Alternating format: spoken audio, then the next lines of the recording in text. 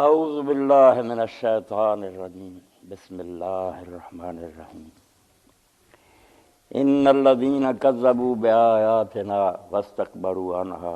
لا تفتح لهم ابواب السماء ولا يدخلون الجنة حتى يلج الجمل في سم الخياط وكذلك نجزي المجرمين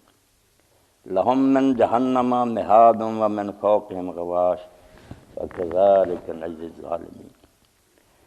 والذین آمنوا وعملوا الصالحات لا نکلف نفسا الا وسعها اولئک اصحاب الجنہ هم فیہا خالدون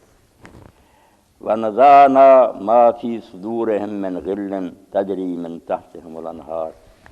وقالوا الحمد للہ الذی ہدانا لہذا وما كنا لنهتدی لولا ان ہدانا اللہ لقد جاءت رسل ربنا بالحق ونودوا ان تلکم الجنة ورثتموها بما کنتم تعملون۔ سورہ الاعراف اور اس کا 5واں رکوع ہے جس کی آیات میں نے تلاوت کی ہیں۔ یہ زندگی جو ہم دنیا میں گزار رہے ہیں یہ امتحان کی مہلت ہے۔ ہم ایک ایگزامینیشن ہال میں بیٹھے ہوئے ہیں، کمرہ امتحان میں پرچے دیے گئے ہمیں، ہم صحیح یا غلط ان کو حل کر رہے ہیں۔ ایگزامینر جو ہے نا وہ انتظار کر رہا ہے، ابھی نہیں دخل دیتا، دیکھ رہا کہ یہ کیا کرتے ہیں۔ موت جب آتی ہے تو پھر ٹائم جو ہے نا ختم ہو گیا، اب نتیجہ جو ہے اس کے اناؤنس کرنے کا وقت آ جاتا ہے، کون فیل ہوا کون پاس ہوا۔ تو یہ دنیا جو ہے اس میں ایک ایک لمحہ ہمیں آواز دیتا ہے کہ ضائع نہ کرو وقت، کچھ کر لو، ورنہ بعد کی زندگی میں جو ہمیشہ رہنے والی ہے نا پچھتاؤ گے۔ پھر بار بار لوگ یہ تمنا کریں گے، اللہ تعالیٰ سے التجائیں کریں گے کہ ہمیں دوبارہ دنیا میں بھیجا جائے، مگر یہ بات کرنا قبول نہیں کی جائے۔ اللہ تعالیٰ یہ مطالبہ نہیں مانے گا اور بہت سخت لفظ فرمائے جائیں گے، اخسؤوا فیہا ولا تکلمون، جاؤ دفع ہو جاؤ جہنم میں اور مجھ سے کوئی بات نہ کرو، میں تمہاری کوئی بات نہیں سننا چاہتا۔ کتنا وقت دیا تھا، صبح و شام تم پر میری نعمتوں کی بارش ہوتی تھی، سمجھانے والے رہبر پیشوا آئے، تم نے ان کی باتیں نہیں مانی، الٹا کئی میرے رسولوں اور پیغمبروں کو تم نے قتل کر دیا۔ ایسے مجرموں اور ظالموں کو اگر اب میں آگ میں نہ ڈالوں اور تمہیں جلاؤں نہ تو اور کون سا بدلہ تمہیں دوں؟ تم اسی لائق ہو، یہیں رہو گے بھوگتے رہو گے، اب نجات نہیں ہوگی۔ تو اس زندگی کے بارے میں محتاط رویہ اختیار کرنا کہ سنبھل سنبھل کر آدمی چلے، زندگی کی راہ پہ چل لیکن ذرا بچ بچ کے چل، یوں سمجھ لے کوئی مینا خانہ بارے دوش ہے۔ کندھوں پر اگر شیشوں کا ٹوکرا رکھا ہوا ہو تو کوئی آدمی نا فضول حرکتیں نہیں کر سکتا، لاؤبالی پر نہیں دکھا سکتا، ہوش سے چلنا پڑتا کہ ذرا میں ادھر ادھر غلط ہیلا شیشے تو چور ہو جائیں گے۔ یہی تقویٰ ہے، بچ بچ کے چلنا، یہی تقویٰ ہے کہ سنبھل کر چلو، غلط راستے پر نہ پڑ جاؤ، ورنہ انجام جو ہے نا پھر وہ بہت برا ہے جو تمہارا انتظار کر رہا ہے، پھر نجات کی کوئی صورت نہیں ہوگی۔ تو یہاں دونوں گروہ جو ہیں نا، کامیاب ہونے والے اور ناکام ہونے والے، جو نامراد ہو گئے، جنہوں نے اپنی زندگیاں تباہ کر لیں، ان کا بھی حشر بیان کر دیا، اور جنہوں نے اللہ کی بات مانی، رسولوں کی پیروی کی، ان کا بھی جو ہے نا آخری حال بڑے شاندار طریقے سے بیان کر دیا۔ اللہ فرماتا ہے ان الذین کذبوا بآیاتنا، کہ بے شک وہ لوگ جنہوں نے ہماری نشانیوں کو جھٹلایا۔ آیات کے دونوں معنی ٹھیک ہیں، آیتیں جو اللہ کی کتابیں نازل ہوئیں ان کے ٹکڑوں کو بھی کہتے ہیں، جیسے قرآن مجید کی آیتیں، اور میرے اپنے اندر اور اس کائنات میں میرے ارد گرد جو نشانیاں اللہ تعالیٰ کی پھیلی ہوئی ہیں، ایک ایک پتہ اور ایک ایک ذرہ جو ہے نا وہ بتا رہا ہے کہ میرا بنانے والا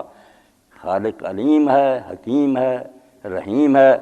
اس سے زیادہ دانا اور عقل مند کوئی نہیں۔ اس لیے پوری دنیا کے دانشور ڈھونڈتے رہتے ہیں یہ چیز کیوں بنی ہے، اس کا کیا فائدہ۔ اگر خود بخود بنی ہے تو پھر یہ کیوں اور کس مقصد کیا تمہارے اندر یہ شعور موجود ہے کہ کسی نے سوچ سمجھ کر بنائی ہے، اس لیے تم ہر شے کا پتہ کرتے ہو کیوں بنی ہے، کس غرض کے لیے، صاف پتہ چلتا ہے کہ یہ کیوں اور کیسے تو ہے، حکمت پر دلیل کہ دانائی سے بنی ہے، یوں ہی نہیں اللہ ٹرپ بن گئی بائی چانس ہو گیا۔ تو ہر شے میں نشانیاں، فی کل شیء لہ آیۃ تدل علی انہ واحد، ہر شے میں نشانی ہے جو اعلان کر رہی ہے کہ میرا بنانے والا ایک ہی ہے اور سب سے بڑا دانا ہے۔ اتنی عمریں گزرنے کے بعد ابھی کئی راز نامعلوم ہے اور علم لگے ہوئے ہیں ان کے اکتشاف کے لیے ہیں۔ ہر گیا ہے کیا زمین روئد وحدہ لا شریک لہ گوئے، ہر گھاس کی پتی جو زمین سے نکلتی ہے، کوئی پودا اگتا ہے، وہ اعلان کرتا آتا ہے کہ وہ واحد ہے، ایک۔ تو نشانیاں ہی نشانیاں، اور قرآن مجید میں جگہ جگہ اللہ تعالیٰ نے یہ گلہ کیا، شکایت کی ہے کہ تمہیں آنکھیں ملی ہیں، کان ملے ہیں، مگر نہ تم آنکھوں سے دیکھتے ہو، نہ کانوں سے سنتے ہو، دن رات میرے نشانوں پر سے گزرتے ہو جو آسمان اور زمین میں چپے چپے پر ہیں، مگر تم مانا موڑے جو منہ موڑے رکھتے ہو، توجہ ہی نہیں کرتے۔ کار پر بیٹھ جاتے سوچتے ہی نہیں کہ ان پرزوں میں اور پٹرول میں کس نے یہ چیز رکھی تھی کہ یہ میرا خلیفہ اور نائب اگر سفر کرنا چاہے تو آرام سے اس کو سواری مل جائے۔ گھوڑے کی پیٹھ پر بیٹھ جاتا تم نے پیدا کیے، اور ہر جانور کو اس طرح کا بنایا جس طرح کا کام اس سے لینا تھا، بالکل اس کے لیے موضوع پیدا کیا۔ تو اللہ رب العالمین کہتے ہیں کہ جن نامرادوں نے میری نشانیوں کو جھٹلا دیا، میری آیتوں کو جھٹلا دیا، وَاسْتَكْبَرُوا عَنْهَا، اور اکڑ گئے، سمجھانے کے باوجود نہیں مانے، متکبر اور مغرور ہو گئے۔ قرآن مجید نے قصہ آدم و ابلیس میں یہی بات سمجھائی کہ سب سے پہلا جرم جو اس کائنات میں ہوا کہ ابلیس نے اللہ تعالیٰ کا حکم نہیں مانا، وہ استکباری تھا نا، ابا واستکبر، بڑا بن گیا کہ میں آگ سے بنا ہوں، کیوں میں ذلیل ہوں، میں اس مٹی کے سامنے جھکتا پھر، غرور نے اس کو تباہ کیا۔ اللہ تعالیٰ بھی فرماتا کہ یہ بڑے بن گئے، اور کئی لوگ تھے ان کا نبی علیہ السلام کو نہ ماننے کا اور انبیاء کو نہ ماننے سبب یہی تھا کہ ہم اتنے بڑے بڑے ہیں، سرمایہ دار ہیں۔ قرآن پاک میں آتا ہے کہ یہ شخص نبی ہوگا، مکہ اور طائف میں بڑے بڑے سردار سے اللہ کو وہ نظر نہیں آئے، یمشی فی الاسواق، نعوذ باللہ بیچارے کو نوکر بھی میسر نہیں کہ کوئی سے سودا ہی بازار سے لا دے، جوسیاں کھاتا پھرتا ہے، یہ نبی بن گیا۔ متکبر لوگ نامراد، واستکبر۔ اور پھر اللہ تعالیٰ نے ساتھ ہی انہا کا، انہا استکبرو کے ساتھ نہیں آتا، کوئی تعلق نہیں ہے استکبرو کے ساتھ، یہاں پھر ایک فعل مضمر مانا جاتا ہے، انڈرسٹوڈ مانا جاتا ہے، آرز، کہ منہ موڑ لیا، آرز بنا، ان آیتوں سے منہ موڑ لیا، ان کی طرف دھیان ہی نہیں کیا، نبی چیختے رہے، توجہ دلاتے رہے، نہیں، انہوں نے رخ ہی نہیں کیا ادھر۔ تین باتیں آ گئیں کہ جھٹلا دیا، متکبر بنے، اور اس طرف بالکل توجہ نہیں کی، ادھر سے منہ موڑ لیا۔ لا تفتح لهم ابواب السماء، اب ان کے لیے آسمانوں کے دروازے نہیں کھولے جائیں گے، ان کا داخلہ اللہ کی بارگاہ میں نہیں ہوگا۔ حدیث پاک میں آتا ہے کہ جب آدمی مرتا تو اس کی روح کو لے کر فرشتے آسمان کی طرف جاتے ہیں، نیک ہوتا ہے تو خوشبوئیں پھیلتی ہیں، ہر مخلوق کہتی ہے کہ مرحبا اے پاک روح، تیری وجہ سے ہمارے دماغ معطر ہو گئے، اور آسمان کے دروازے کھولے جاتے ہیں، فرشتے استقبال کرتے ہیں، 7 آسمان پر کے پار کر کے اللہ کی بارگاہ میں پیش کرتے ہیں، اللہ کی طرف سے شاباش ملتی ہے کہ تیرے جیسے بندوں کے لیے دنیا بنائی، علیین میں اس کا نام درج کر دو اور دنیا میں واپس لے جاؤ، اسی زمین سے پیدا کیا تھا، اسی میں یہ رہے گا، وہاں سے زندہ کرے۔ اور برے آدمی کی روح کو لے کر جاتے ہیں، بدبو، سب مخلوق لعنت بھیجتی ہے، اور آسمان کے دروازے کھلوانے کے لیے کہتے ہیں تو فرشتے جواب دیتے ہیں کہ اس آدمی کا داخلہ آسمانوں پر حرام ہے۔ تو ناپاک روحیں جو ان کے لیے اللہ کہتا ہے آسمان کے دروازے ہی نہیں کھولے جائیں گے، وَلَا يَدْخُلُونَ الْجَنَّةَ، اور یہ جنت میں نہیں داخل ہوں گے، حتیٰ یلج الجمل فی سم الخیاط۔ اب تعلیق بالمحال کے طور پر کہا کہ جیسے انہونی بات ہوتی ہے نا، اس طرح کہ جس طرح ایک موٹا تازہ اونٹ سوئی کے ناکے سے نہیں گزر سکتا، جب تک اونٹ نہ سوئی کے ناکے سے نکل رہے اس وقت تک یہ لوگ جنت میں داخل نہیں ہو سکتے، یعنی نہ وہ ہو سکتا ہے کام، نہ یہ ہوگا۔ یہ اسی وقت جنت میں جا سکتے ہیں جب اونٹ سوئی کے ناکے سے نکل جائے، نہیں وہ بھی نہیں نکل سکتا۔ اور یہ محاورہ انجیل میں بھی متی میں حضرت مسیح علیہ السلام نے کہا کہ دولت مند اللہ کی بادشاہت میں داخل نہیں ہو سکتے جب تک اونٹ سوئی کے ناکے میں نہ گئے۔ قرآن نے عمل ان کا بتایا تکبر، مسیح علیہ السلام نے سبب بنایا کہ دولت جو ہے نا سرمایہ یہ لوگوں کو متکبر بنا دیتی، انہوں نے جڑ پکڑی کہ دولت مند خدا کی بادشاہت میں داخل نہیں ہوں، بہت تھوڑے جائیں گے، دولت پا کر اور اقتدار پا کر بہت آدمی کم ہیں جو کامیاب ہوئے۔ اللہ نے داؤد علیہ السلام کی مثال دی، سلیمان علیہ السلام کی، ذوالقرنین ہے، حضرت یوسف علیہ، چند بندے کہ حکومت کے باوجود انہ اواب، ہر وقت جھکے رہتے تھے اللہ کے سامنے۔ بڑے بڑے مرحلے آئے تھوڑے دن ہوئے ایک پروفیسر صاحب آئے، وہ کہنے لگے سورہ نمل میں جو حضرت سلیمان علیہ السلام کا قصہ ہے چیونٹی کا اور بلقیس کا، یہ کیا؟ میں نے کہا ہر وقت دیکھتے جاؤ کہ سلیمان علیہ السلام کی عظمت کا اللہ بیان کر رہا کہ ایسا اقتدار دیا، جنات تابع تھے، ہوائیں اس کی مرضی کے مطابق تخت اڑاتی تھی، ایسے ایسے صحابی اس کے ساتھ تھے جو آنکھ جھپکنے میں تخت منگوا لیتے تھے، مگر ہوتا کیا تھا؟ جب کوئی واقعہ پیش ہے شکر،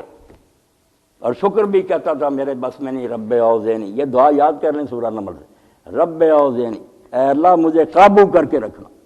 مجھ پر نہ چھوڑ دینا کہ میں اپنی مرضی کروں، میں تو شیطان کے پنجے میں آ جاؤں گا، رب اوزینی ان اشکر نعمتک التی انعمت علی وعلی والدی، جو انعام تو نے مجھ پر کیے اور میرے والد محترم پر بھی کیے تھے، میری اماں پر، ان سب کا شکر ادا کرنے کے لیے مجھے قابو کر کے رکھنا کہ میں کرتا رہا، وانا عمل صالحا، اور مجھے یہ توفیق دیتے رہنا کہ میں نیک کام کروں، وادخلنی، اور اپنے نیک بندوں میں مجھے شامل کر۔ ہر واقعہ میں کہہ رہا کہ اللہ صرف میرا امتحان کر رہا کہ میں شکر کرتا ہوں یا نہیں۔ تو دولت مندی، مسیح علیہ السلام نے فرمایا دولت مند کا آسمان کی بادشاہت میں داخل ہونا، جنت میں جانا اتنا ہی مشکل ہے جتنا اونٹ کی سوئی کے ناکے سے متکبر ہو جاتے ہیں، ان کی خواہش اور مرضی کے بعد زندگی بسر ہو رہی ہے، چاہیے کیا ہمیں خدا کی کیا ضرورت ہے؟ سورہ اقرا میں آپ پڑھتے ہیں کلا ان الانسان لیطغی ان رآہ استغنی، اللہ کہتا ہے انسان نامراد سرکش ہو جاتا ہے کیونکہ وہ دیکھتا ہے کہ اس کو اب اللہ کی ضرورت نہیں، کام تو ٹھیک چل رہے ہیں، جس دن میں قابو کرتا ہوں اس دن پھر چیخنے لگتے ہیں، بعد میں پھر اسی طرح گمراہ ہو جاتے ہیں۔ تو کہا کہ یہ متکبر لوگ جو ہیں یہ جنت میں اسی وقت جا سکتے ہیں جب اونٹ سوئی کے ناکے سے گزرے، نہ وہ گزرے گا نہ یہ جائیں گے، وَكَذَلِكَ نَجْزِي الْمُجْرِمِينَ، اور ہم مجرم لوگوں کو ایسا ہی بدلہ دیں گے۔ یہ مطمئن نہ رہیں کہ اسی طرح عیش کرتے رہیں گے اور مر کر مٹی ہو جائیں گے، نہیں، ان کو جرم کی سزا پوری پوری ملے گی اور یہ بھگتیں گے۔ لَهُم مِّن جَهَنَّمَ مِہَادٌ وَمِن فَوْقِهِمْ غَوَاشٍ، اب وہ کہا کیا ہوگا وہ بدلہ؟ فرمایا ان کے نیچے بستر بھی آگ کے بچھے ہوئے ہوں گے، ان کے اوپر جو چادریں ہوں گی وہ بھی آگ کی ہوں گی، چار طرف سے آگ انہیں گھیرے ہوئے ہوگی اور آگ میں جل رہے ہوں گے۔ وَكَذَلِكَ نَجْزِي الظَّالِمِينَ، اور ایسے ظالموں کو یہ سزا نہ دی جائے تو اور کیا دی جائے، جنہوں نے اتنا ظلم کیا کہ اتنے احسان کرنے والے کہ یہ نہ شکرے ہو گئے، جس کے احسانات جو ہے نا وہ بارش کی طرح برستے تھے، اس خدا کے ساتھ انہوں نے مقابلہ کیا، اس کی نافرمانی کی۔